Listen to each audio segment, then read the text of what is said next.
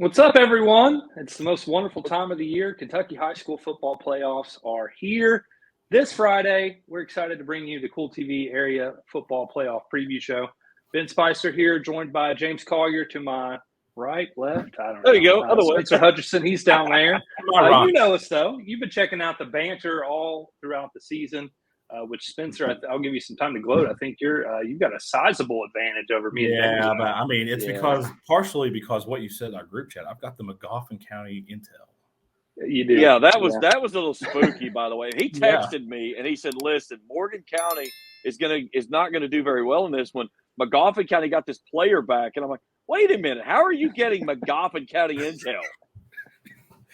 I can't tell you. He's got a connection. Yeah. He's got a connection to every place in this world. I mean, he's got more connections than Elon. Morgan County probably has the best player in the mountains, man. I mean, really, when he came back, they got a big win over Martin County, and that really opened a lot of people's eyes because Martin County, not a bad team. You know, I know that they lost big against East Carter, but they have solid wins. They went to Prestonsburg and put 44 on them, held them to no points, and they kind of was a little inconsistent, but when I saw McGoffin County, like the last 4 or 5 games they played, and you guys were both high on Morgan County, man, they handled them. So yeah, I was kind of shocked because the thing with Morgan County, that big back they've got, he has had a heck of a season, and they've had a really good year. They're going to finish with a winning record. They don't do postseason, so I did not see that one coming. I will say that. So and if they would again. Well, I was going to say, for you have stomped us all season long in the banter. So, I'm surprised you didn't show up in the sunglasses tonight. No. I don't. Now, if I go back to back, I might get a shirt made. But as it is, I'm only a one-time champ. I don't think you're going to have to move if you do that. No, I'll tell you what's going to end up having to happen is we're going to get the banner this week, and James is going to put a 10-point question on there. And he's gonna wait until I'm gonna figure out how far behind I am first is what it is. Yeah, exactly. Well, I mean, I feel like as we go, so 3 or 4 weeks ago, I kind of looked at it and I'm like, I'm gonna have to make some drastically different picks than these guys to try and catch up. And I mean, sometimes there's not any games that you can do that with. So there were games where I'm kind of having to try and make some picks that I wouldn't usually make. And the interesting part about this is coaches take these picks to heart, guys. I don't know if you guys have realized that. I've been at several games this year where the team that I picked lost, and the coach was like, "Hey, maybe you'll pick us now." I had a couple of Greenup County people. Oh, I've had a couple people do that. Oh, yeah. I had a couple of Greenup County people say, "I bet you wish you would have picked East Carter when they were playing Greenup." I said, "Yeah, and I wish I would have picked Colgrove when you played." So, I sent a message out during it was Lawrence County. They were playing a game, and I was looking for a score, and the guy didn't send me the score until afterward. He goes, "Yeah, and by the way, maybe you'll pick Lawrence County the rest of the way." So, here's the great part of it is the interaction with the people that are out there that's reading along each week and waiting for. That's what it's all about. And listen, it's all in great fun. There's nothing personal about it all, but I enjoy it. Because the thing of it is, if you're giving me grief over my picks and stuff, you're reading our material, and we greatly appreciate the support and everything. And again, if we knew what we were talking about 90% of the time, we would probably have these picks lined out every week. But us and everybody else probably the same way. But it's been a lot of fun doing it this year, and certainly looking forward to doing it again next year. And it was one of those years, and we're old enough to talk about this, that, it was like 2007 college football. There was upsets every week. None of these games were predictable. Well, look how everybody started off week one. I mean, there was nobody over 50%. Yeah. And that was including. Yeah, and that was even the week that everybody in the DI that week as well. Ben and I, we do a pick on that. Everybody was under 500 after the first week. It was rough. Awful. It was rough. Yep. Well, hate mail at the end of the day is still mail. So we appreciate anyone. If you have some grievances to air out with us, leave us a comment. But make sure you hit the like button as well. Thanks to everyone for joining us for this. We're going to talk about area playoff matchups, round one, teams that we expect to make deep playoff runs. We have several in the area that I think can do that. We're going to talk, of course, about our Kool TV schools. Big shout out to East Carter, West Carter, Raceland, and Lewis County, and everyone who has watched our live streams throughout the year and our content on Kool TV. Appreciate you guys so much. We can't do it without you. Without further ado, I'm gonna ask you guys a question first before we get into the matchups, because I'm eager to hear what you all have to say about that 3-letter word. Let James rant. Let him go. Oh, man. Unleash him. I'm just going to turn it off to you guys. Go ahead. Listen. I started this Friday night on the broadcast with the LCA game at Raceland. I spilled it over onto my show on Saturday. I was talking with fans in the stands at U-Pike on Saturday afternoon. I mean, this is a never-ending saga. The RPI has to be the biggest train wreck of a system that I've ever seen. Now, let me say this. It was a great starting position, but the problem of it is it's never been revisited. Now, for the last – I think next year is when we do get the addition to where teams that are playing down get to count 2 schools as playing up. Okay, that's a good addition. But here's the thing. When you have a team that wins their district, loses to 3 teams that have a combined losses of 3 losses between the 3, and the 2 of the 3 losses are to 10-0 teams in the top of their classifications, and then you're going to have to go onto the road and possibly play a team that you wrecked by 30 in your district play. I'm sorry, guys. This is absolute trash, and it's got to be fixed at some point. We can sit and talk about all, but it has to be addressed. There's got to either be something done to where you get some form of like boost over winning your districts. If here's the thing, if there's not going to be anything done with winning your districts, let's get rid of the district games, because we all know for the most part throughout the state, most of your district contests are garbage anyway. Let's go back to district 1 and 2. Let's get rid of all this running clock the first 2 weeks of the playoffs, and let's line up your top 16 teams in each classification and let's go play. That's the only thing that it's just, if we're not going to have teams that are playing up. Listen, I'm sorry. Kentucky Country Day played every team outside of their classification except for 3 games. They played 2, 3, 4, and 5A. But just because you go play a 5A team and you beat them, and that 5A team couldn't hold their own in single A, doesn't mean you should get representation for beating a 5A team. It's terrible. It's got to be fixed. Well, if you're going to do that, then you should start being able to count games out of state also. So, and that's the thing is, like you said, how do you fix that system? Is, I think first off, you've got to fix out of state teams, and on the backside of that, you're at the mercy of the scheduling. And Spencer, you know all about this with the situations of teams trying to find games to play, and sometimes you're just digging trying to find as many possible games as you can find. Absolutely. And one thing that I want to go back to what you were saying is, the RPI is a system we all begged for 5 years ago. We were so used to the East versus West state championship games. And a lot of the times, I think people that are watching, and you guys would agree, the 2 best teams were sitting in the East. Well, we finally kind of got a little bit of a breakthrough with the RPI, and that was, 3 or 4 years ago? And since then, we really haven't done anything to change the format. And football's always evolving, and we all know, everybody watching, I don't care where you're from, Raceland and Pikeville are the 2 best teams in 1A, and it's not close. It's just not. And I go back to what you said, having to go to Paris in round number 3, a team that's in your district, that's pretty rough. But one thing that I wanted to say is I've seen a lot of comments under my page, and Ben probably read some of those, is people were mad about the RPI. Well, we knew when we started this season what the RPI was. It hasn't changed throughout the year. Don't be mad at the RPI. Be mad at people that haven't changed it. It's not like they can't hear us. We've been screaming and hollering about it. It needs tweaked. Another thing that needs to happen is head-to-head matchups should mean more than what they do. I think that should be up to a full point, because if, Raceland, would they beat Paris by 40, 30 or something? They won all 3 of their – and here's another one, not just on Raceland. Imagine where Campbellsville sits right now. And they beat Kentucky Country Day. Campbellsville beats KCD. 2 weeks ago.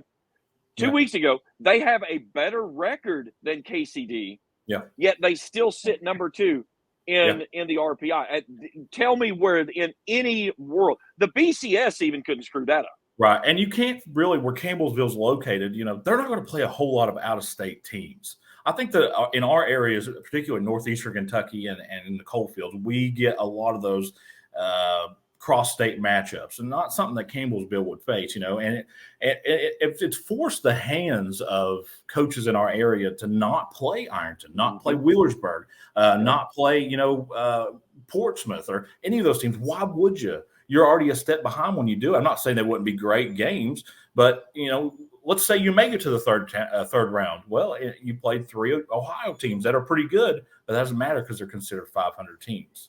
So, and you look at KCD. They lost to 4A Henry County, which is 7-3. Okay, on the other side of things, Campbellsville lost to an undefeated Hart County team, which is 2A. Yeah. Well, okay, there's your difference right there. But again, you play an undefeated 2A team to a 1-score game. You lose to a 4A team by 10. I'm sorry, something's got to give. I mean, 9-1, 8-2, head-to-head, it's over with. It's got to be. The head-to-head just doesn't mean anything. No, it means nothing. So, but one thing that I know we're going to have a lot of East Carter people watching. I can tell you why East Carter is where it's at. Week 1, losing to Estill County, and Estill County losing their 2 top players, really struggled down the stretch. If East Carter and Estill played now, East Carter might running clock them. East Carter just did not play well that game. If you take that game off the plate, East Carter's easily in the top 10 in RPI and 3A, and they might be sitting in about 6th or 7th. And when you're in that position, you might get Lexington Catholic at home, barring you beat Lloyd Memorial or Fleming County in round number 2. But I think that, it's one of those things where the ball never lies, and sometimes this never lies. It was destiny for East Carter to get a first-round bye, so Coach Tim Champlin and his staff can work for 2 weeks on one opponent. Think about that. And I shouldn't say 2 weeks. They got a head start anyways. They're already watching film. They've already faced Fleming County, so you know what to expect there. But they're already. And that was a great football game too. A great football game. East Carter had to put a late game drive to get them to win that game. It's one of those things where you're going to be at home, and guys, we've been around East Carter long enough to know that's a tough place to play, regardless where you're at. I mean, who you are. You could come. It could be Lexington Catholic. They could come up here. It would be a tough game for them. So it's just, I think that's a huge advantage, and it's a double-edged sword because you don't want to get rusty. Sitting by and watching everybody else play on Friday night. But also, they were going to play Pendleton County, who is just not great. And how much time would the starters be in anyways? So, well, and to you, Ben, this is something I talked with LCA head coach Doug Charles after the game with Raceland on Friday night. He said that over the last 5 weeks, his team had been averaging his ones less than 4 minutes of playing time a game. I talked to their radio guys, and he said they played one game that they had a running clock in the first quarter, and then they played 6-minute quarters running clock the rest of the way. Yeah. You have to try to get as much opportunity to keep your guys rested, but at the same time, put them out there against the competition. And that's what Coach Charles said. He said, we wanted our team to play a full 48-minute game. And that's why they played that game there, because he said, there's no reason to dance around this. We have 2 inferior opponents the next 2 weeks of the playoffs. And then you're going to have to be ready to jump up and go play Mayfield or Beechwood. Now, Ben, you got a little, you went to Facebook and really got after the RPI a little bit, kind of taking up for our teams. And I went and read some of your comments, and a couple of people said, well, nobody else has presented a format. Well, here's a format. Go back to the way it used to be. There should be only 2 teams from each district in the playoffs. These first round games are a joke. All you're going to do is get somebody hurt. There's no reason, James, you'd say it. You're going to watch a game for a Friday night. Berea, that's undefeated, winless, is going to go play Raceland, who is by far one of the best teams in 1A. It's borderline dangerous. It is what it is. There's no reason that game should be played. None at all. You look at Berea. They've scored 50 points all season long. They're a winless team. They have lost their last 4 contests by a combined total of 234-0. Right. And you're going to go up against a Raceland team that, again, if they wanted to, they could run this thing up. They could probably put 70, 80 points on the scoreboard and not even mean to. Now, the thing you're going to do is you're going to see Raceland. They're going to try to get a running clock going as quickly as possible. They're going to get their starters out, and they're going to start preparing for whoever they play in the next round, which more than likely is going to be Frankfort. But let's be truthful. The Rams are taking care of business to set up a matchup to have to either go to Sayre or go to Paris which is going to be a second-round matchup, Yep. which, I mean, Sayre, a really good season. Paris had a really good season. They were undefeated coming to Raceland and then got smacked in the mouth. Right. Talk about Sayre a little bit. You want to talk about a cupcake schedule. When they play Raceland or Pikeville, their season is over. And you can highlight this. You can put it together in a film and show your kids, it is what it is. Regardless of where you play Raceland or Pikeville, your season will be over. And that's a quality, it looks good on paper. You're going to win. You got 10 wins. It looks good. And I think that, they got a couple players that can play anywhere. But when you play an elite team, you're in trouble because your kids aren't used to it. Well, and you look at that game there. Yeah, you look at their schedule there. They played Eminence, and that was a very tight game, 12-8, and that Eminence team is 6-4 team. So, again, yeah, you get credit for the wins. It's a clean slate through there. They've got Fairview, who's had a very tough year this year. They're really struggling with numbers.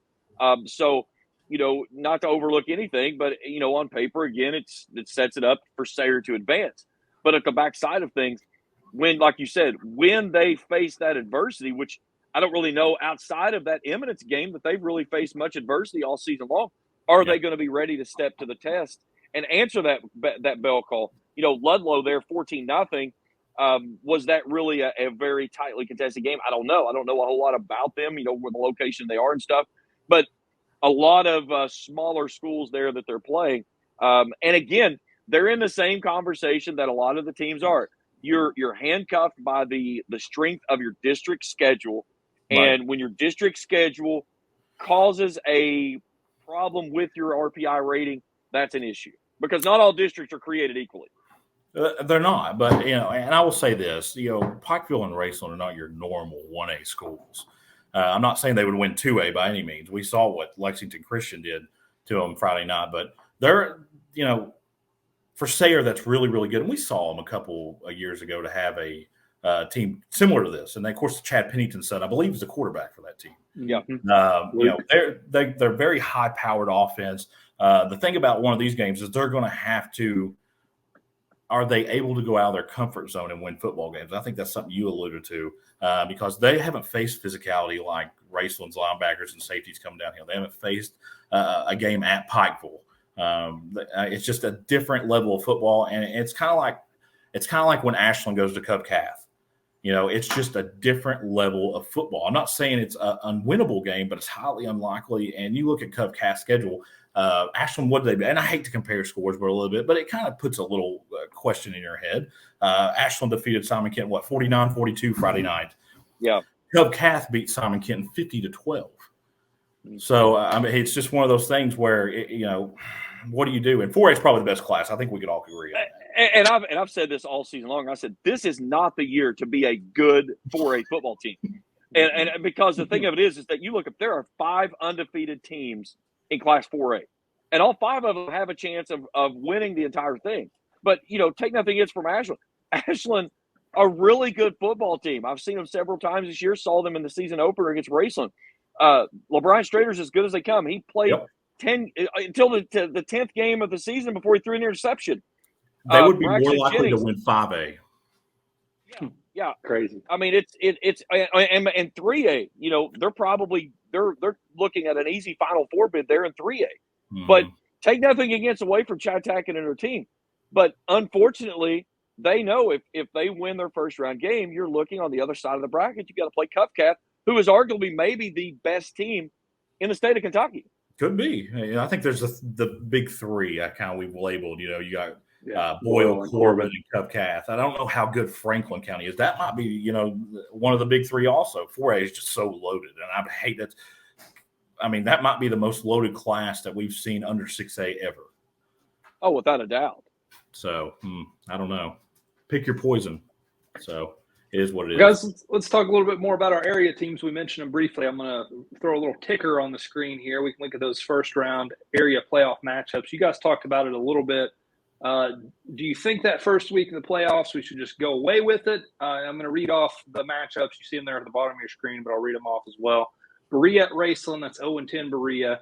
Fairview at Sayre, West Carter at Lexington Catholic, Bourbon County at Russell, Fleming County at Lloyd Memorial, Greenup County at Covington Catholic, Grant County at Johnson Central, Harrison County at Ashland, Wood County at Mason County, Knox Central at Lawrence County, Magoffin County at Bell County, East Carter, TBA. But a lot of those games are going to result in blowouts, I think it's safe to say, guys.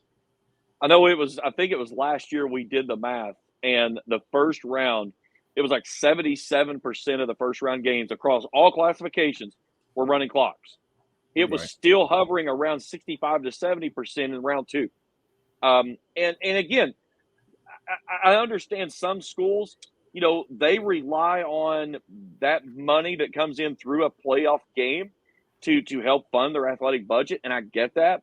But on the backside of things too, there is no reason a team that goes winless needs to be in the playoffs. It makes no sense. And again, it's not taking anything away from that team, but I feel like the playoffs get so watered down in those first 2 weeks. What's the purpose of taking a team that is a far superior team that may have an opportunity of making a run at the state championship, and then all of a sudden they go out here in a play, you get a rainy Friday night, and all of a sudden you get a kid that's your stud, slips and falls, breaks an ankle, breaks an arm, and then your dude is out in a game that has no business being played. And then people say, well, you don't need to play those people. You got to play your guys. They've got to stay on time because like what you alluded to, Spencer, East Carter's biggest problem is if they don't get an opponent is they're going to go almost 14 days without seeing of an opponent other than themselves. Right. And that's a big issue. But there's a couple of matchups there that are interesting. West Carter, they're 4-6, but that's probably the best 4-seed team in any district in 3A. The way Dean runs the ball, he runs downhill, very hard runner. The way they played here recently, they should have beat Russell. We watched them play East Carter, a game that was back and forth. They're a good football team. And then another game, a sneaky game, Lloyd Memorial in Fleming County. Yeah. I'm telling you right now, do not sleep on Fleming County. They're a team that could go there and win. Right. So, you might see an East Carter Fleming County matchup in round number 2 of the playoffs. But I think if Lexington Catholic comes out and thinks that they're racing, they're playing Berea, West Carter can make that thing a little interesting. You never know. You look at as you said, Dwayne Dean. This kid ran for 393 yards and 6 touchdowns in the win over Rowan County. I don't care who you're playing. Right. You're a dude if you go for 393 and 6 tutties. Okay? Right. Yeah. And when you look at West Carter's, as I hit like 6 different buttons to change my screen here. You look at West Carter's losses this year. They had a 10-point loss to Pike Central. Okay. Out of the gate, Pike Central wasn't a bad football team this year. No. They lose by 1 to Estill County. They lose by 1 to Floyd Central. They lost by 6 to East Carter, 5 to Russell, and then they get the lopsided loss there to Fleming Could County. Be a 7-3 team. I think this team easily could have been 6-4 and a coin flip of being 7-3. Right. And I think that's when you look at the schedule, if you actually don't go in depth with it, you think, oh, this is back in the late 90s West Carter, but it's not. I'm telling you, if Lexington Catholic decides to not show up and play like the best they can, that may be a game in the fourth quarter. I'm telling you, it could be. The way Dean runs the ball, and West Carter goes on these huge, long drives that take up a lot of time off the game clock, and that's kind of what they'll need to do when they go to Lexington Catholic. The least amount of time you can give Lex Cath, the more opportunity you have to win that game. I think if you get into a scoring match with them, you're not going to win that one.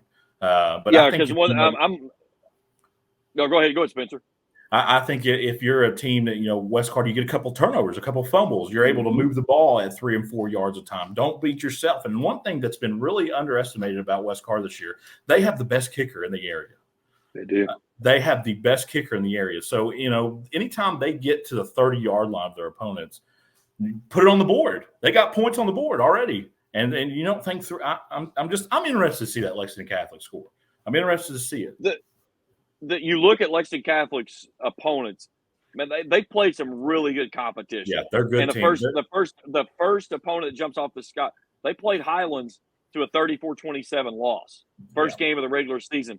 They played LCA to a 49-42 loss. And I think what you said very much hit on it. It's got to be a game that is controlled by the running game. It's got to be milk as much time off of the clock as you possibly can. You know, we saw when Rowan County went to Ashland, Kelly Ford made it very clear. They were going to milk as much time off of that clock to turn that game into as few possessions as possible. And I think Ashland got the ball maybe 5 times the entire football game. That game was 7-0 for a long time. Yeah, and that is, you know, when I talked to Chad Tackett about that game, he said it wasn't that we couldn't go score.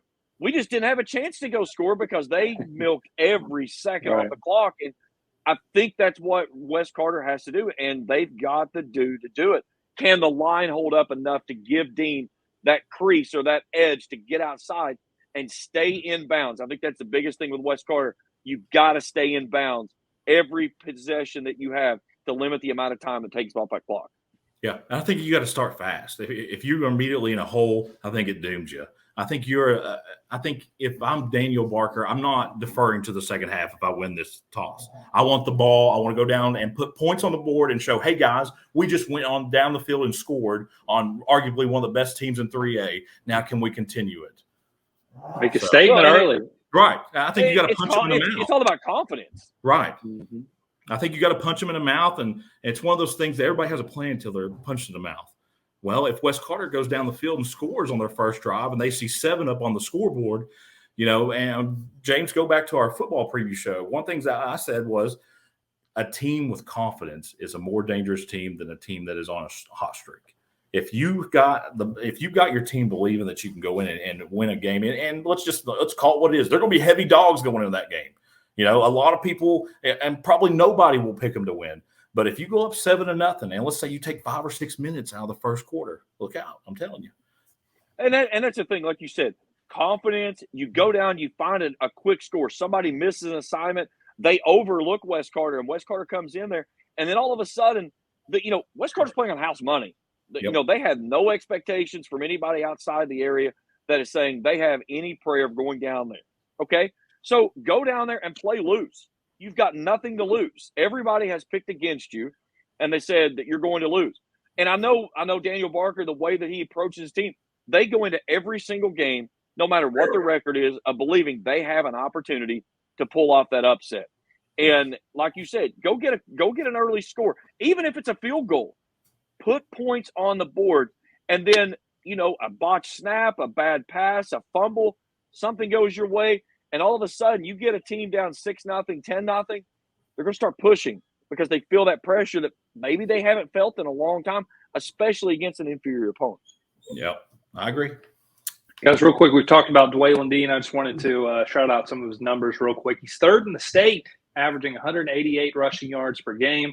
He has 1,882 yards and 26 touchdowns on 227 carries. It's an average of 8.3 yards per carry. Yeah, of course, had two school records Friday night. Yeah, rushing touchdowns, rushing yards. And going back to what James said, who cares who they were playing? I don't care who they were playing. They could have been playing the YMCA, you know, make a team that they got down there. He still did it, though. So that's true. Guys, I did want to talk about Lewis County. 2-8 overall this year, wins over McGoffin County, Bath County. They didn't make the playoffs, but they lose just 7 seniors from this year's team. Quarterback Aiden Cooper will be a senior next year, along with some other weapons that Lewis County has. The Lions stock could rise next year. They're one of our Kool TV schools. We've had some fun doing their games throughout the year, and they have some weapons there, guys. I think it's just a matter of putting it all together.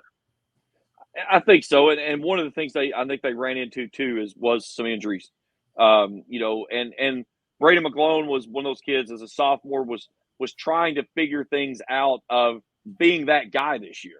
You know, they had some dudes last year that could go out, and G. Patterson really put his team in a position to make some really good plays, and they had a great season. This year, the youth caught up with them. You know, you go back and look at that first game of the season, Nicholas County. They were up big in this game, and Nicholas County came back and beat them there late. Then they get a 6-0 win over McGoffin County, and this was a game that the ball moved between the 20s. Just neither team could find a way to punch it in. And again, then, you know, that's when things kind of went sideways a little bit. And down the stretch, I think they were really beaten and banged up a lot. And that inexperience, especially on those district games of needing to find a way to get a victory, to get yourself in a district to where there's more teams than what's allowed in. Somebody's going to be sitting on the outside looking in, and unfortunately for the Lions this year, that was them.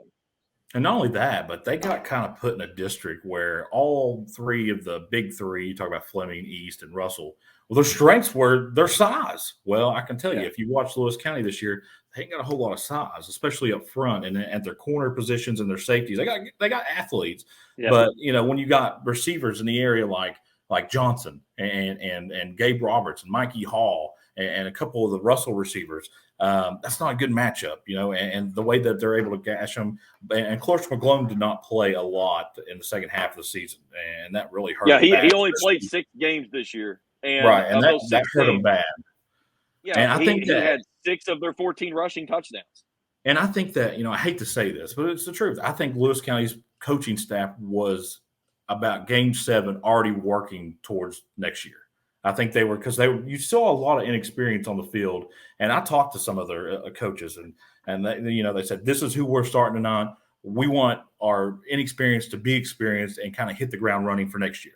So I'm not saying they were giving up on the year, but they were, what did they have to lose?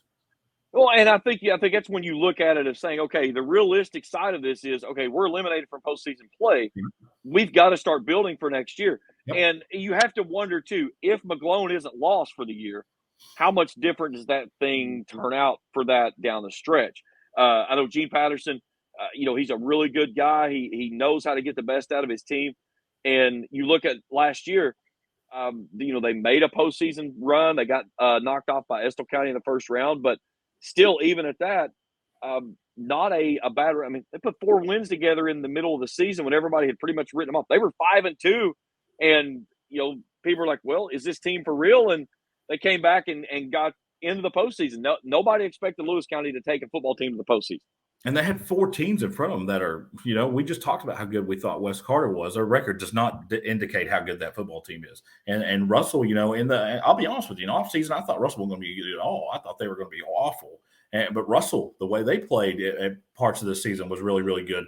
The way that, East Carter, I knew East Carter would be pretty good coming to the year, especially with what they had coming back. Really surprised at how well their quarterback Johnson, first-year starter, the way he played. And they had some pieces step in that you weren't used to seeing. Landon Yoke comes to mind, and then Fleming County. A lot of people, we did not do that. Just for future references, we don't pick district winners here at Cool Hits, but a lot of you yeah. How many times did we have people get after us on Twitter about that? Yeah, I made some bad picks, but I didn't pick any district winners. Why would you pick a district winner? It's high school football. Yeah. That's silly. Anyways, but, and then the way Fleming County was, we knew how talented they were. Even in their games against Mason County last year. Mason County was really good last year. They had a T-shirt season, which really got on their nerves for me saying that. But they went toe-to-toe with Mason County last year 2 times. And they had returned a lot of their team. And, I thought that Fleming County was a really good team. It was a bad year to be in that district for Lewis County because they had a lot of inexperience, back to what you were saying, against 3 or 4 teams in front of them that were very experienced. And going back to what you were talking about with Quentin Johnson at East Carter, I think the best thing that happened for East Carter this year was that Johnson had to start that last game last year on the road at Martin County. Yeah, he played great, too. And I talked to Tim Champlin in the preseason. We were doing everything for the preseason classic and stuff. And one of the things he said that game gave him the confidence of knowing that he can go out and do this. Mm-hmm. And of all the stuff that we've talked about with, the season that Landon Yokes had, he's become the dude there for East Carter, another primary back that follows Isaac Boggs and Charlie Terry. But you look at why they've been able to do what they've done, and it all starts up front with that offensive line. That offensive line is so underrated. And I'm trying to tell people, I think that people kind of got an idea how good they were when they went to Boyd County and won. It was one of those things where Boyd County scored with about 2 minutes left or under 2 minutes left. And you go, oh, well, East Carter, this is typical East Carter. They've given away the win. They ain't going to go down the field and drive. They drove right down the field. And Johnson put one of the most beautiful passes in the air and found Gabe Roberts in the corner of the end zone. And then you fast forward, they do it against Russell. They do it against Fleming County. When they need to put a drive together, they lean against that offensive line, and Landon Yoke, the way he ran at Russell, 200 yards, unbelievable.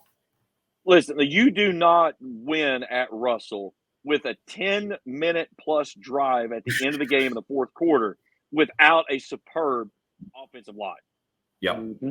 And two holding calls on that drive. Not only that, but they converted a 3rd and 14 and a 4th and 14. Mm. Yes. So, and I think that, and people that watch my show and listen to you, James, know that we talk a lot about Mikey Hall and Gabe Roberts, two of the best receivers in Eastern Kentucky.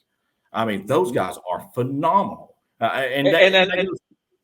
right. They don't have to throw the ball to him a lot because you've got Landon Yoke staying in the backfield. And that's what I was going to say. They block downfield very well. But and going back to what Johnson, his first year starting the quarterback, how important it is to have two guys at receiver as experienced and as good as Mikey Hall and Gabe Roberts is just unbelievable. And then you got Briar Holbrook, who lines up in the tight end a lot. And then you got Fowl that comes in on jet sweeps, and they kind of mix him in the offense in different ways. I mean, East Carter's, they're one of those teams that you don't want to play right now in 3A. They're a team that could ruin your season.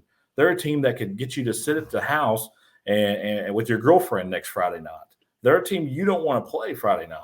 So just really improved from the Estill County game. When I walked out of Estill County, and Tim Champ will tell you, I said, oh, boy, we're in trouble this year.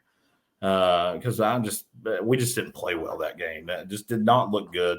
Our defensive line, and one thing that I'll give credit for the defense is a lot of teams early in the season were hitting East Carter with big plays, mostly in screens. You know why? Because the defensive line was getting too far upfield. They haven't done that since then. A lot of teams have really cut back on the screen passes and are actually having to run offense, and East Carter has really just taken control and took care of a pretty good Martin County team Friday night. Well, and something Tim Champlin said in the preseason, he said that Estill County game, that one concerned him because he knew that Estill County was a good football team, but at the same time, it was going to be a great test out of the gate to see where they are and where they needed to be to get where they want to be come November. Yeah, and one more thing, and I'm going to say this for James. If you're a Raceland fan and you're watching this, the one thing that when you go to games Friday night, the one thing you need to check on, you want Kentucky Country Day and you want Campbellsville to win. I know that sounds crazy. You want to root for them. And I'll tell 100%. You why. I'll tell you why. Because if one of those loses, guess what you're going to go and play? Pikeville. Instead of having them at Kroger Field where it's a neutral field and, there's no home field advantage, you'll have to go to Pikeville and win. I'm not saying you can't do that, but why would you want to? Yeah. So it's one of those things. You want to root for Kentucky Country Day in Campbellsville. And here's the thing: if one of them lose, you want both of them to lose because then that would move you on up. But you don't want one or the other to lose because if you do, then you are locked in. If you make it to the fourth round of the state semifinals on Black Friday, you're going to Pikeville. There's no ways around it because of where Raceland fell to in the rankings. Pikeville is 3. If anybody in front of Pikeville moves up, that moves them up to 2. And then you've got whoever the team that comes into that 4 spot is going to drop right in there in that 3 hole, and bam, there you are. And people are going to cuss me to death for saying this, but it's the truth. There's nobody. Yeah, exactly. Yeah. There's only one team in 1A that can beat Pikeville, and it's Raceland. And there's only one team in 1A that can beat Raceland, and it's Pikeville. I think those teams play until they play each other. I don't think anybody in 1A can beat them, James. I don't. I don't think anybody's even close. I know after the game Friday night with LCA, I talked with Doug Charles for the newspaper, and he told me, he said, I just talked with Mike Sammons before I walked off the field, and he said, I highly expect to see you at Kroger Field. He said, you guys have all the pieces. You're very well coached. The kids are bought into what you're trying to do, and you are by far one of the best teams in Class Single A. And, when you've got a guy in a program like that is going to make a run at a 2A run, and they're sitting there saying, listen, we put this on our schedule because we knew what we were going to get from this game, and we got that. And then they think that you're going to be the team that's going to be representing 1A. I think it says a lot. Yeah, don't be surprised to see East Carter and Raceland both in the regional championship here in a couple of weeks. Both those teams really hit their strides here lately. And you go back to what you said, East Carter has one bad loss on their schedule. other schedule, and that was against Estill County. Greenup played really well that night. Tyson Sammons, we talked a little bit about him back in the preseason.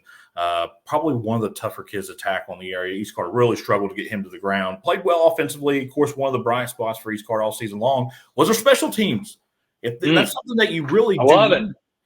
Thank you, Tim Champlin. Yeah. Jeff Woodson. How many times have I texted you guys throughout the season and said the special teams in our area is terrible and no one cares about it and it drives me insane? Yeah. East Carter probably got one of the best. It's not statistics. It's not something you could track, but I'd be willing to put a little money on that. They probably are in the top 5 in the state as far as kick returns. They've got 3 different guys that's returned kickoff or punt, and I think they have 6 or 7 on the year. And there's teams that don't have any. So this was funny. I remember I talked with Tim Champlin on my show after the East Carter West Carter game, and that last touchdown they scored, they went for 2. And I asked him, I said, did you second guess yourself on that one? He said, yeah. As soon as I did, I've said anything here. I've got a great kicker sitting over here. He said, but I knew for a fact if Daniel went down and scored and we were tied, they were going for 2. They were going for the win. So he said it was kind of in that situation. I had to go for it. But he said at the same time, I'm thinking, I just gave away a point because I know I've got a great kicker over here that's going to split the uprights, and he's done it all season long. Right. Just interesting because we've kind of ranted on about the RPI, given a little, I'm glad that we could fix the world's problems here in the last 45 minutes. I think that if people would just listen to me and you, James, it'd probably go a lot smoother. Well, yeah, that and a quarter will get you half a cup of coffee. Yeah. Yeah. Well, I try to tell my girlfriend that, but she don't buy into it. So listen, you're just like me. We do as we're told. Okay. That's right. I keep the peace. I do as I'm told. Right. Listen, you've got a Christmas tree in your house right now. Okay. I do. I mean, enough said. Okay. It's October 30 or not even the 30th yet, for God's sakes. Check this thing But out. you know what? Your girlfriend said, "Hey, I want the Christmas tree up," and it's up. So.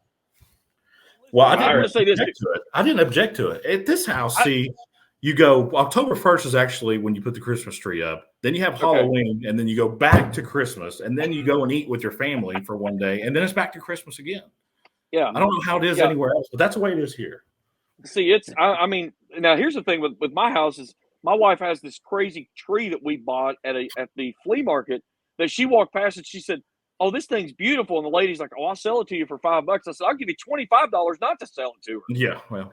and then it turns into the decorative tree for every holiday through the year. So now I have all of these crates full of every possibility that you could put on this thing. So, now we're finishing up the fall tree, the Halloween tree. Now we're getting ready to go into Thanksgiving and then Christmas, of course. Now, when it comes to Christmas, I will say this. I am Chevy Chase, okay? Oh, it's a seasonal tree. It's not just a Christmas tree. Oh, no, it is a seasonal tree. Okay. And it's like, why is it here? It's okay. I'm okay with Christmas, but we don't need a seasonal tree. I'm hoping that one of the cats or dogs destroy this thing eventually and it goes away forever. But listen, this $5 tree has cost me thousands of dollars. But either way, let's get back to football. Yeah, we've gone off the rails a little bit here, guys. Circling back around to 3A, here's a look at the brackets in 3A. Of course, East Carter has that first round bye. Unintentionally, Pendleton County forfeited that matchup. So they'll get the winner of Lloyd Memorial and Fleming County in the second round. You look up at the top, you've got West Carter and Lexington Catholic, Russell and Bourbon County. Then, of course, in that third round, they'll re-bracket based on RPI. How far do you think East Carter can go, and what's the biggest key to postseason success for Tim Champlin and company there in Grayson? Go right ahead. Well, the one thing I'm going to say is the biggest matchup I think we see there in that top or that bracket in the second round is I think you get a matchup of East Carter and Lloyd Memorial. By the way, their mascot are the Juggernauts. Okay, 9-1 on the season. They're only lost to Lexington Catholic, but I don't know. I mean, you don't see a lot of games that jump out there, but again, it's not anybody just doesn't go out and drop 9 wins. Okay. Yeah. You've got to do what you have to do. So I think that second round matchup there, if Lloyd Memorial does get past Fleming County, and here's the other side too, which Fleming County shows up? Fleming County has been played. West Carter shows up, then they're in. That's a game that they're in trouble. But Yeah. if you take a Fleming County team that showed up against Greenup County the other night, that got in a shootout, Lloyd Memorial's going to have their hands full. Yep. So it all goes back to that side of things. The biggest thing is that I think that you look at is these two teams are going to play to a very competitive football game. And I don't know how advantageous that's going to be for East Carter, who is going to sit idle for that week and not see that competition of, like you said, even if you played a Pendleton County, you're probably going to have your starters pulled by the first half, and you're sitting back waiting for another opponent.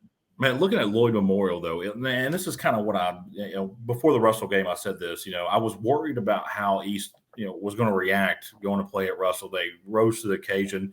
They rose to the occasion when we went to Boyd. It's one of those things where if they were on a neutral field or they were at home, they win. I think if they played Russell at East Carter, they probably are 3 touchdowns better, 2 or 3 anyways. But one thing that you got to mention, though, is this Lloyd Memorial game will be in Grayson no matter what. A tough place to play. I think East Carter wins that game, man. I think that they lean off Landon Yoke. I think that their East Carter offensive line really just make holes. And I think that they're able to throw some shots downfield. And East Carter tried to do that a little bit against Martin County. Unfortunately, back-to-back plays were called back for holding. So back-to-back touchdowns. Johnson found Gabe Roberts on a big, deep post route, beautiful pass in the back of the end zone. I think that I like East Carter in that matchup, especially at home. A tough place to play. Yeah, it's tough place to play, to go to Grayson. I mean, that community, they pour out, they support it. They've got a great student section. It is a tough place to go play. Now, no doubt not just against Lloyd Memorial. Anybody that comes in. Anybody. It's a tough place to go play. I mean, that's one thing I will say about a lot of our local teams. It doesn't matter whether it's one of our Kool TV schools or other schools around there.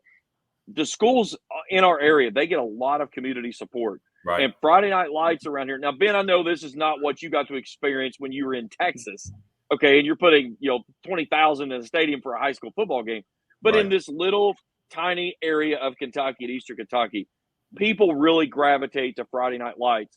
I had a guy that came up to our game at Raceland from KSR, and I had some opportunities to talk to him about Little Town Racing because he said it was so funny.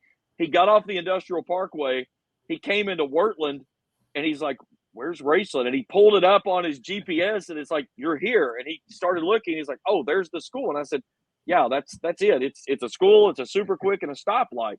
Yeah. And that's about what Raceland is. But at the same time, I said, look around. There are these chairs that's in the end zone. They've been here since Thursday. These tents that are out here for tailgating, this team could be 0-10, and they would still be out here tailgating, supporting this team. So it's little stories like that of the schools that we have in our area. They gravitate to their local teams, and to your point, East Carter in Grayson, Steve Womack Field can get electrified when you put 5,000-6,000 people into it at one time. Well, not only that, but when you go, let's just say East Carter wins that game, whether they play Fleming or they play Lloyd Memorial. Let's say they win that game. They go to Lexington Catholic. We'll be heavy underdogs in that game. Kind of going back to what we talked a little bit about West. If East Carter's able to hit some of those big plays downfield, or they're able to, I'll tell you what Tim Champlin's really good about. If he's able to get Landon Yoke 3 or 4 yards at a time, he'll keep feeding him until you stop it. And we saw that on that last drive against Russell. Until you stop it, why would I not run the ball? You never know. It's about matchups, and that's the thing about high school football in particular. It's not like basketball. In basketball, anybody can just get hot at any different time. They can beat you. Not in football. It's about matchups, and I think that the way that East Carter's line's been playing, especially their offensive line, I think that they can match up a little bit better than most teams in 3A can with Lex Cath, because right now, just look outside eyes looking in, Cal and Lex Cath are your 2 favorites to go to play Kroger. Yes. That's no secret, and it's not going to get anybody upset. Everybody knows it. But there's a couple of teams in 3A that, and East Carter's one of them, don't be surprised if one of the big powerhouses gets an early exit before they get to Kroger Field. And here's a little simple math problem that always comes back at this time of the year. 4 yards, 3 yards, and 3 yards. Yep. Yeah, and like you said, if you can go out and you can dink and dunk 3-4 yards at a time and keep those sticks moving and keep those long sustained drives, How long can that defense withstand of staying out on the field for 25, 30 minutes of a 48-minute game? Yeah, Tim Champlin might have to order up 3 or 4 of those 10-minute drives. I think that, if he's able to get, let's just say East Carter, let's just say they beat Lloyd Memorial and they go down to Lexington Catholic and play. I don't think that they're intimidated. I just don't. Those kids don't fit that identity. I don't think that they're scared. I don't think that they're not going to go into that game thinking, oh, well, this is probably our last game. Let's just go ahead and get it over with. That's not the mentality these kids have. They're going in, they think they're going to win. Yeah. So, and that anytime you got a team like that, man, it's dangerous. The same way that Raceland went down to Pikeville earlier this year. They didn't go down there saying, well, they've really had our number lately. No, they walked in there and they thought they were going to win, and they walked out and they won. So it's just one of those things. Yeah, and that was the first time that Raceland had won in Pikeville since back in the 50s. Back then they were the Ramblin' Rams, though. Yeah, because they didn't have a home field. Is that according to Four Seasons football? Yes. So no, but they don't play at Pikeville a whole lot, though. I don't think. They haven't played. This is not like a once every 3 years matchup down there. They played a lot there recently, but for the longest time, the thorn in Raceland's foot was Beechwood. You played really well in the regular season until you had to go to play at Beechwood, and you go, well, the season's probably over. Most times it was. So, and you go back and talk a little bit about one of our other Kool TV schools, Fairview. I remember when they had Chris Jennings and they were undefeated, and they got to play Beechwood at home. And Beechwood, of course, rolled in and rolled out the red carpet. Charter buses, they parked on the track behind their stands over there, and you know how Beechwood does it. They were very classy, and they thumped us. And that was just the way it was. The Beechwood team probably lost 3 games that year, but that's just the way it is. Maybe Raceland or Pikeville's replaced Beechwood in the class of 1A. Well, and I will say this: every team in Class Single A was so happy to see Beechwood go to 2A. They were, yeah. And they better be glad. Hey, and for the Raceland people that are just now covering football, I remember when Lexington Christian was in their district. Yes, that used to be a no-district matchup. Yeah, Lexington Christian used to be in a district with Fairview, Raceland, and was it Bath County? Who else was in 1A? Was it Remember who the other team was in there? It was another Paris. It was Paris. That's who it was. Yes, that's right, because that was the renewal from whenever Paris came back into the district this year. That's right, yes. Yeah. So Paris was in that district. And you want to talk about some games. I remember Fairview going to Lexington Christian and winning. I remember when Raceland probably had its best team ever, which was in 08. They lost. Lexington Christian stormed back and beat them down here in Raceland. And they had a 21-0 lead at one time. And then Lexington Christian goes on the next week and wins state. And then I believe they actually had that state championship pulled. So it's just one of those things. They've been this close, man. Raceland's been this close. They're eventually going to get it. Is this the year they do it? That's a good question. That's what I was going to ask you guys. What needs to happen? And do the dominoes need to fall a certain way, or is Raceland kind of poised to make a run regardless of who they're facing? I will say this. This is the year that I think Raceland, if they're going to get it done, they need to get it done this year. And take nothing away from the program, but this season you graduate a tremendous number of your skill players. You're going to lose your starting quarterback. You're going to lose your entire backfield. You're going to lose some of your offensive line. You're going to lose your entire linebacking core. Arguably the best, one of the best defenders in the area, Noah Wallace, who also is your leading rusher. There's a lot of pieces of the puzzle Raceland's going to have to figure out for next year. If you're going to go get it done, this is the year to go do it. And on the backside of that, this is a year that a Pikeville team has not been the dominant superpower that they've been in years past. So, I'm not saying that take anything away from Pikeville. They're still a really good football team, and that was a phenomenal football game to watch. But if you're, this is the year that if you want to go get yourself a state championship, this might be your best opportunity to go do it for a couple of years now until you get some pieces back in the puzzle, get some guys some big-time experience, and fill in all of those holes that's going to be gone. Because the thing of it is that next year this schedule flips. And you're still going to see a lot of those big names on there, including that last game of the regular season. You're going to go to the LCA and play in Lexington and with a team that is trying to figure things out. I think Raceland does it, James. You didn't answer the question. You just ducked around it. You answer the question. I think they do it this year. Give me Raceland. I think they don't care who wins or loses. They don't care where they play Pikeville. They already beat Pikeville one time this year. They don't care if Kentucky Country Day wins. They don't care if Campbellsville wins. I think Mike Sammons has got this team to the point where if we show up and we play like we can, it doesn't matter where we play at. And that's one of the things that you'll see in that. And go back to what you were saying. The senior driven and how much they'll replace next year. I think this is the year they do it. I don't think that, can Pikeville beat them? Absolutely. But with the going down there and seeing that the boys for Raceland, seeing they could do it, don't be surprised if Raceland doesn't beat them by more next time they play. We saw, and I'm not saying Boyd County's a bad team by what I mean by this, but the athletes on Raceland and Pikeville are not the same as what Boyd County. And Boyd County, had what? It was 15-8 at the half. No offense to anybody. I don't mean that way, but it's just different. It's just different. And it's just, and that's not a knock on Boyd County. It's just, I think that I just don't think the score's 15-8 when they play Raceland at the half. Well, and here's the thing to kind of play off of this, and this is coming from Evan Ferguson, the head coach of Boyd County, several times. He said there has been so many games that this past season that they have not figured out a way to play four quarters of a football game. And when they have, they put things together, and they've looked really, really good. And that's what happened. They did that. They played 4 quarters against Lawrence County and got a tough win in Louisa. Last week against Pikeville, they gave up 21 points in the third quarter. Yep. And that was 28 consecutive points they gave up. That went from a 15-8 game to a 36-8 game.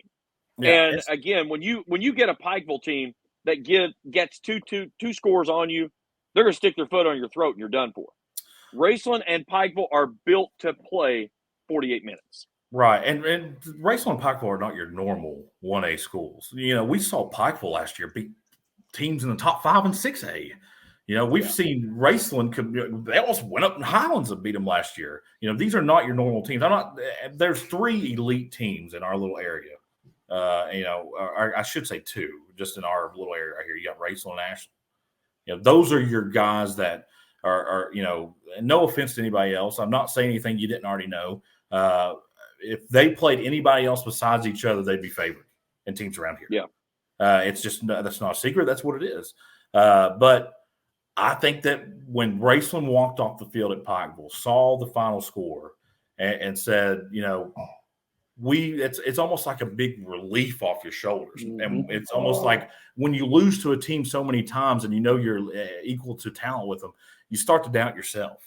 You start, am I doing the right things? Are we doing the right things at this school? And when they finally saw it, I think that gives them enough. I think Raceland wins 1A this year.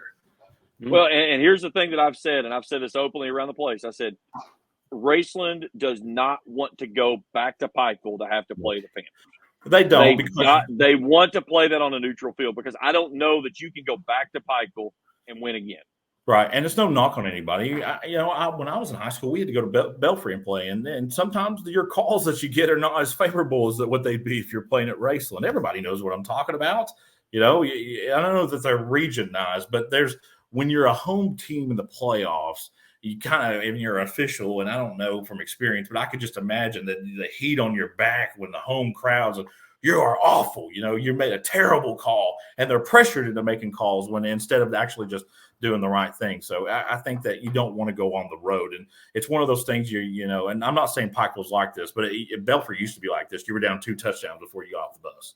So, and there's a lot of good teams in this area. It's the right. same way. You walk in just because of the atmosphere. Any team walks into Putnam Stadium, you're down 10 points before you get off the bus, because especially when you get that crowd going, when it's full, Putnam Stadium gets very loud. Now, you think about Pikeville, the interesting thing about Pikeville is there's only one set of stands. Right. Everybody has to sit together. So, that is a unique element itself. And you talk about, the officials, they never get a break because you've got the same heat coming from the same direction all game long, one side or the other. Yeah, they put earmuffs on, I guess is what they do. But I'll go back to Boyd County, what I was talking about them. They're going to play Mason County in the first round of the playoffs, a game that I think they win that. They beat one. I think they win big. They've already beat Boyd. I think they Boyd win already beat also. them. They've got a favorable draw. If you look at it, Boyd County's a team that, you said it yourself. Well, me and you are good friends with Coach Evan Ferguson. They're a team that if they could put four quarters together, four full quarters together, could be dangerous. You never know. Yes. I mean, look at them. Let's see. Okay, let's say they win against Mason County. Then they're going to go play probably Johnson Central. The game Central will be in Paintsville. Let me tell you something. I watched the film of Greenup and Johnson Central. There's a lot of – I could make a case that Johnson Central kind of got pushed around a little bit in that game. And Boyd County already went there once and kind of, didn't play well. But what's dangerous? A team with confidence and a team with nothing to lose. So don't count Boyd County out in that game either. I'm telling you, I've seen crazier things happen. We saw Hazard a couple weeks ago. This is still the biggest upset I've ever seen. Hazard a couple years ago go to Pikeville in the second round of the playoffs. So it's been 3 or 4 maybe about 3 or 4. Go to Pikeville. And I think Hazard had 2 or 3 wins on the year and win. And Pikeville was a number 1 team in 1A. So, that was one of the rare occasions. But you never know. It's that weird time of year. We've seen crazy things happen in college and NFL. It's about time for something like that to happen. And that game right there on your screen, that October 6th game, that Ashland game, don't forget, Boyd County led that game at halftime, 15-14. Yeah. And then Ashland turned it on, and maybe Ashland was overlooking or, sitting back thinking maybe they didn't have an opponent there, and all of a sudden they get punched in the mouth. And, the Tomcats are deep enough, they're experienced enough, they have the ability to maybe lay back and underestimate their opponent and then come out and turn the Jets on. Yeah. But that was a game that, everybody expected, it's just going to be another Boyd County Ashland beatdown. And then you get to halftime and all of a sudden everybody's eyebrows are going up. What's going on here? Is somebody missing? I think Strader came back in that game and they were planning on using him in limited situations that night. And Chad Tackett was like, he said he wasn't coming off the field. He felt good. His shoulder felt fine. And they let him out there. And I think that you look at what LeBryant Strader did in that football game. That was the difference maker in the outcome of that game in the second half because he was able to get their best playmaker on the edge and back away from center, and that's Brandon Houston. I think he's probably one of the most prolific guys of the entire area because of what he can do from so many different places. Yeah, and Dakota Thompson, Rhett Holbrook, and Cameron Collins, and a couple of those kids on the offensive defensive line could play anywhere. Any team around here. They're that good. And when you got guys on your team that good, look out. I'm telling you. Their team, and we saw Cameron Collins break loose for a long run last week. So just look out. I'm telling you. And that's against a good Pikeville defense. And James has got to see them up close. They held a very powerful race on offense to just 7 points. Is that right? 7 points. That was a 7-6 ball game. It was a block extra point that decided that. And you talk about confidence. I will promise you right now, there is a kid that plays for Boyd County that never has lacked confidence in his life. That's Rhett Holbrook. Right. That kid loves the spotlight. He loves the big moments, and he lives for that. And when you give him the opportunity to step to that stage, he's going to grab it and take off with it. And that's the thing. When you've got a guy like that, the difference between I said this yesterday, the difference between people who are confident and cocky is a very, very thin gray line, and that's called the ability to back it up.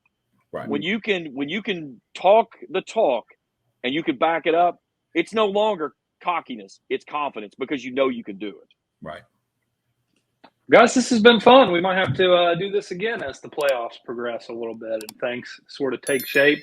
Good luck to all our area teams. Shout out to all our Kool TV schools. We appreciate you all and everyone who's watched this show. Leave some comments. Let us know below. Send us some hate mail. We always love to receive that. And make sure you hit that like button on the way out. For James and Spencer, I am Ben, and you are tuned in to the Kool TV Area Football Playoff Show. Appreciate everyone watching.